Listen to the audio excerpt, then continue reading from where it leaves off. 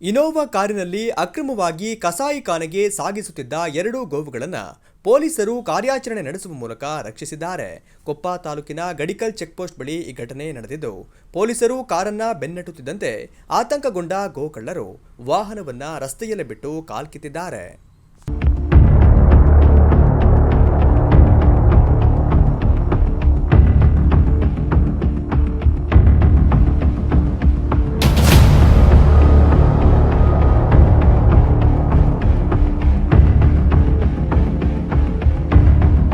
ಪೊಲೀಸರು ಗೋವುಗಳನ್ನು ರಕ್ಷಿಸಿ ಸಾಗಾಟಕ್ಕೆ ಬಳಸಿದ್ದ ಇನೋವಾ ಕಾರನ್ನ ಜಪ್ತಿ ಮಾಡಿದ್ದಾರೆ. ಕಾರಿನ ನಂಬರ್ ಪ್ಲೇಟ್ ಅನ್ನ ತೆಗೆದು ಈ ಕೃತ್ಯಕ್ಕೆ ಬಳಸಲಾಗಿರುವುದು ಬೆಳಕಿಗೆ ಬಂದಿದೆ. ಪೊಲೀಸರ ಕಣ್ತಪ್ಪಿಸಿ ಎಸ್ಕೇಪ್ ಆಗಿರುವ ಕಿಡಿಗೇಡಿಗಳಿಗಾಗಿ ಕೊಪ್ಪ ಪೊಲೀಸರು ಬಲೆ ಬೀಸಿದ್ದು ತೀವ್ರ ಹುಡುಕಾಟ ನಡೆಸುತ್ತಿದ್ದಾರೆ. ಕರ್ತವ್ಯದ ಜಾಗರೂಕತೆ ಮೆರೆದು ಮೂಕ ಪ್ರಾಣಿಗಳನ್ನು ರಕ್ಷಿಸಿದ ಕೊಪ್ಪ ಪೊಲೀಸರಿಗೆ ಸಾರ್ವಜನಿಕರು ಮೆಚ್ಚುಗೆ ವ್ಯಕ್ತಪಡಿಸಿದ್ದಾರೆ.